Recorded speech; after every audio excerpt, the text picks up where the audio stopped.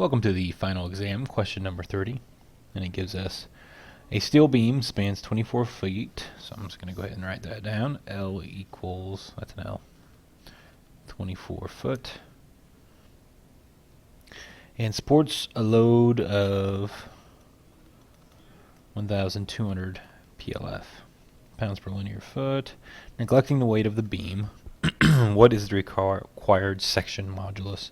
Assume ASTM A36, so we know that our yield strength is 36 KSI. And then full lateral support.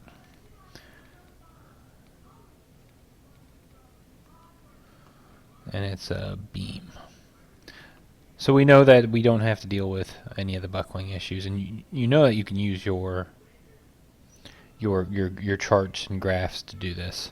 So actually, give me a second. I'm going to do it two ways. I'm going to do it, number one, I'm going to do it by math and then I will go ahead and actually no, because it's asking us for the section modulus as opposed to a beam, which you could go in through there and figure out a beam, but it's asking for a section modulus, so we need to do it that way.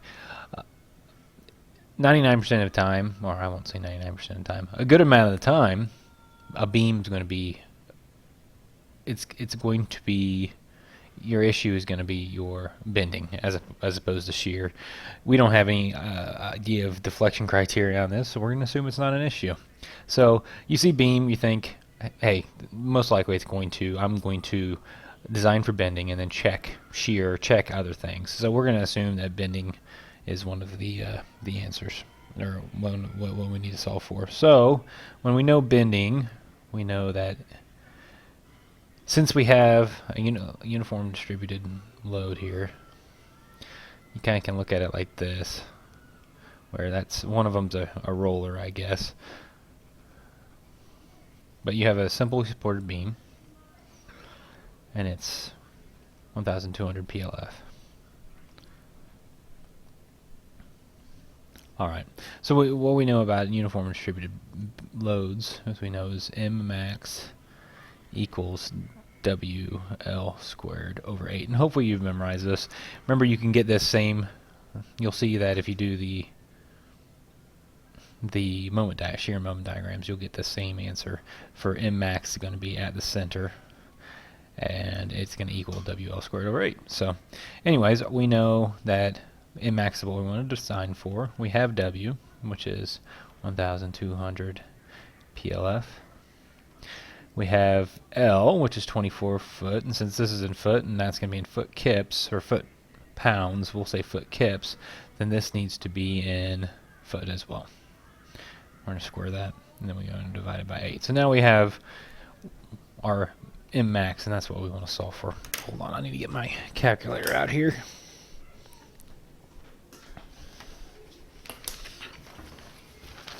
So we take 1,200 times 24 squared, divided by 8, and we get 86.4. It's actually 86,400 foot pounds, which equals 86.4 foot kips. You just divide this by 1,000. It's 1,000 pounds per kip. And I'm not going to do the math on that. Foot kips. All right. Now let's go ahead and change colors. Whoops. Okay, so that's what we're solving for. We're going to go ahead and assume that we don't need to figure out. So this is our load, and we're going to assume that that's our load. It's not going to be factored or anything like that, because it doesn't give us any additional information about that, which is always what I don't like about tests. Is in real life, it kind of depends what you're doing. I guess this is ASD, and in ASD, this is your load, and then you actually factor your capacity with for bending it's 0.66. So let's go ahead and do that now. This is our load, so we're good. Now we need to figure out what our capacity is, and to do that we're going to, I guess what I'm going to go and write down what I assume. I said I'm going to assume we're doing ASD design, which is, I think everything is ASD design that we've been doing.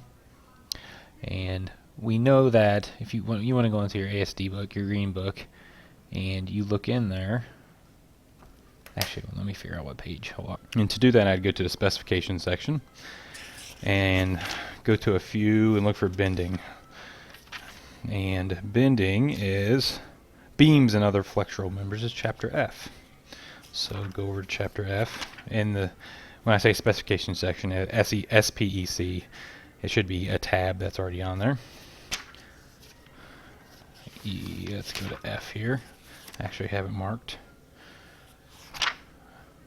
No, I don't. Okay. I think that's the one thing I don't have marked. Anyways, and I look in here, and you can... It kind of depends what you're looking at. I know that a lot of different...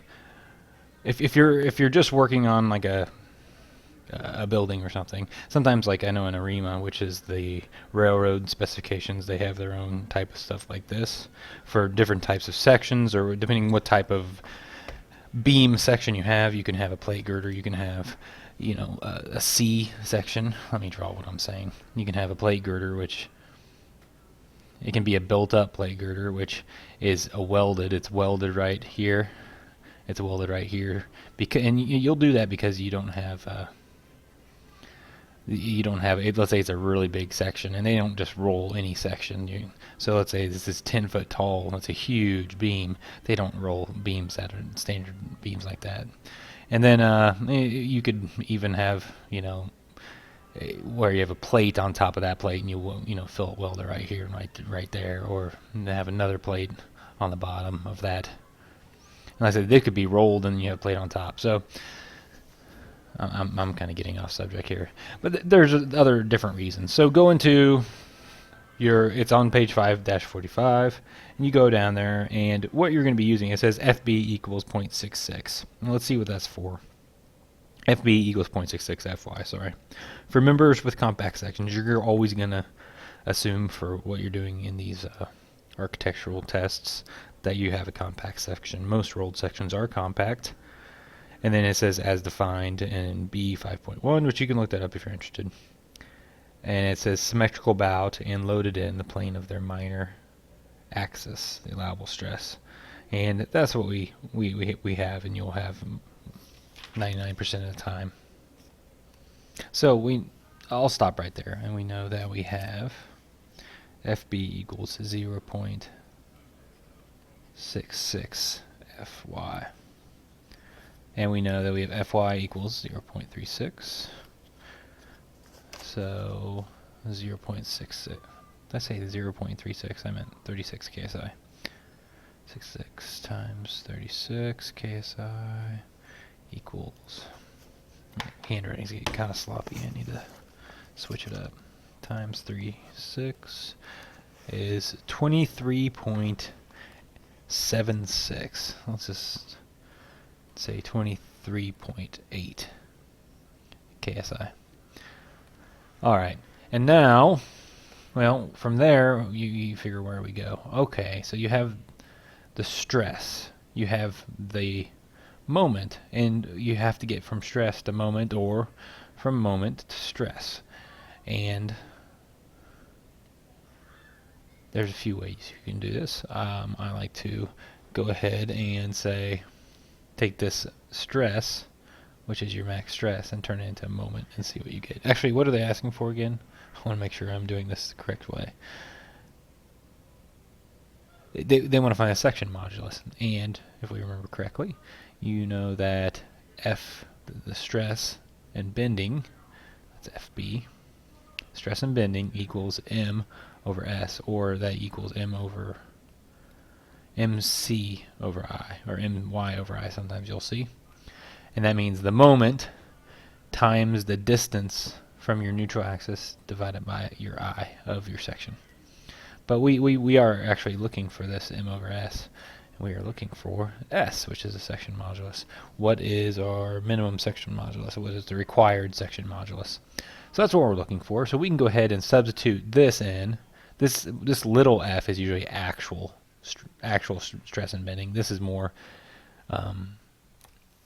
this is allowable stress and bending right here. actual allowable. When I put B, capital FB is allowable stress, and that's usually actual. But if we want to figure out one of these, we can substitute our maximum, and you'll find out what your minimum required section modulus is. So let's go ahead and do that. Let's substitute this in for there. So we have 23.8 KSI is our allowable, equals M, which we know is 86.4.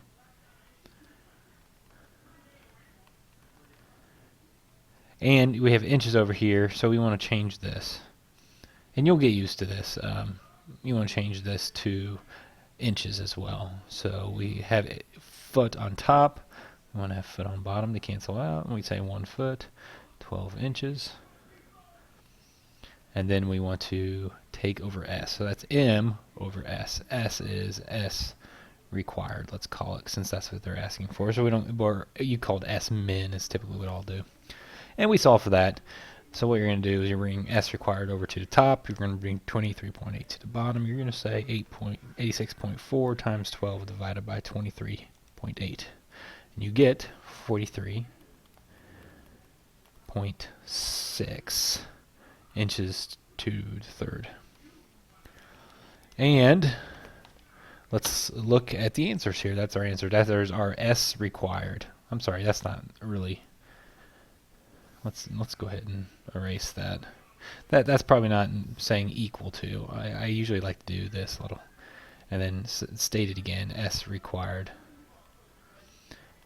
equals 23 point. Well, that wasn't it. What did I say? 43.6